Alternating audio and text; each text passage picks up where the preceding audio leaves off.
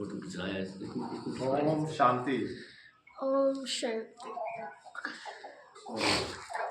आज 9 दिसंबर 2024 साकार बाबा के महावाक्य हैं। बाबा बोले, मीठे बच्चे, विनाश के पहले सबको बाप का परिचय देना, धारणा कर दूसरों को समझाओ, तब उच्च पद मिल सकेगा। पर्सन है, राजयोगी स्टूडेंट को बाप का डायरेक्शन क्या है? हम राजयोगी स्टूडेंट है, विद्यार्थी हैं, तो बाप का डायरेक्शन हमारे लिए क्या है?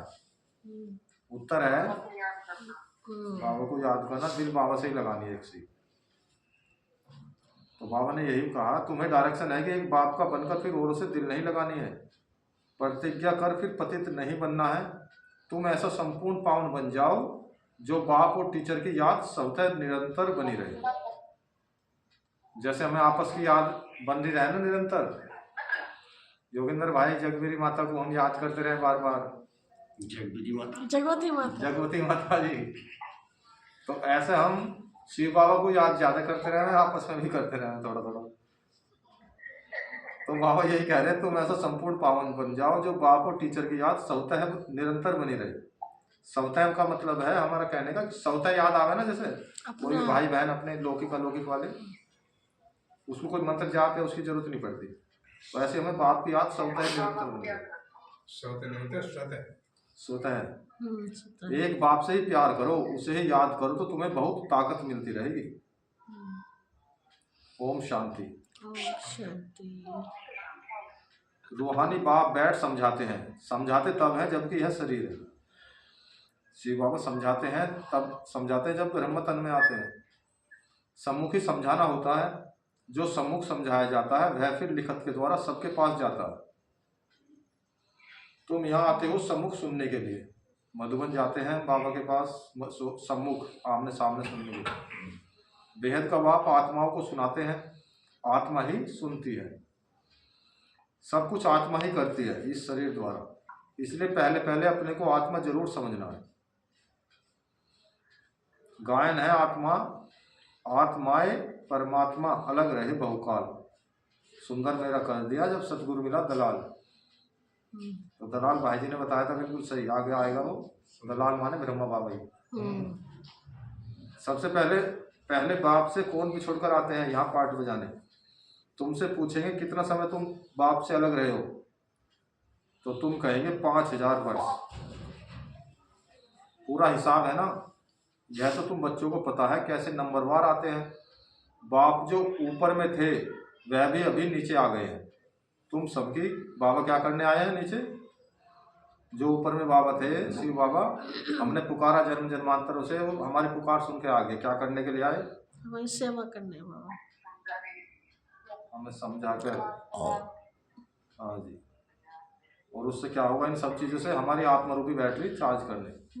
बैटरी चार्ज, तुम सबकी बैटरी चार्ज करने आगे। हम आत्मरूपी बैटरी डिस्चार्ज हो गई थी ना, डाउन, तो हम चार्ज हो रहे हैं। अभी बाप को याद करना है, अभी तो बाप सम्मुख है ना।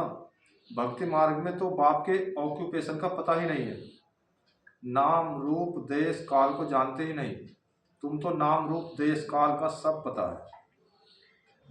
बाबा कह रहे, तुम जानते हो द्वारा बाप हमको सब राज समझाते हैं। रचना और रचना के आदि मध्य अंत का राज समझाया। यह कितना सूक्ष्म है। इस मनुष्य सृष्टि रूपी झाड़ का बीज रूप बाप ही है। वह यहाँ आते जरूर हैं, नई दुनिया स्थापन करना उनका ही काम है।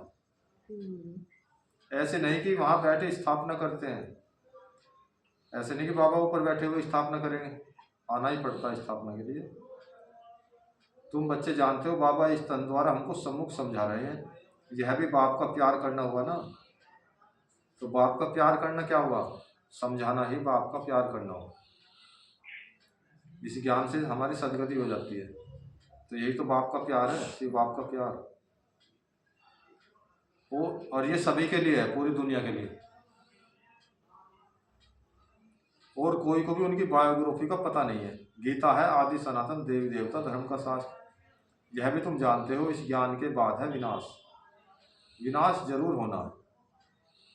विनाश का मतलब बाबा कहते हैं मुरली में महापरिवर्तन होना है। और जो भी धर्म स्थापक आते हैं उनके आने पर विनाश नहीं होता है। दिखाते हैं ना, शंकर जी की तीसरी आंख खुली और विनाश हो गया।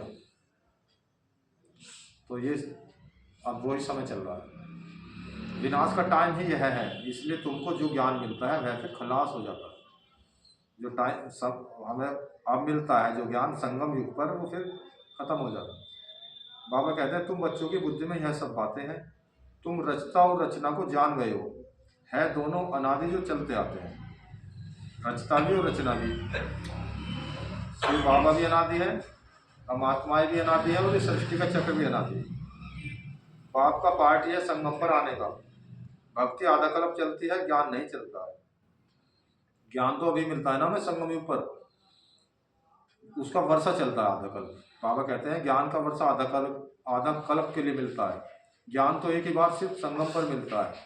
यह क्लास तुम्हारा एक ही बार चलता है, न सतयुग त्रेता में चलेगा, ना द्वापर कलयुग में, ये चलता है सिर्फ संगम युग पर। यह बातें अच्छी रीति समझकर फिर औरों को समझाना भी है।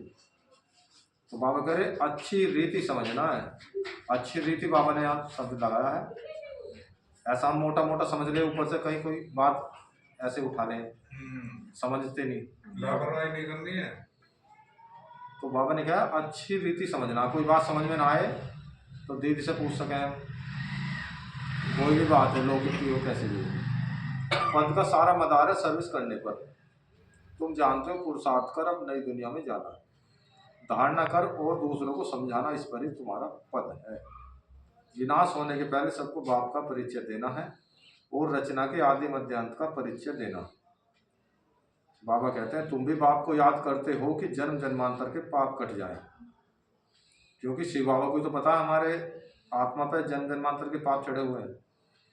हमें नहीं पता अपने पापों का, लेकिन शिव बाबा को पता है।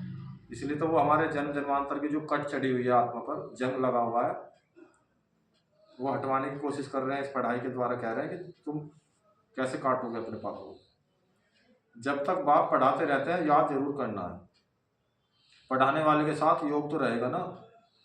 टीचर पढ़ाते हैं तो उनके साथ योग रहता है। योग बिगड़ पढ़ेंगे कैसे।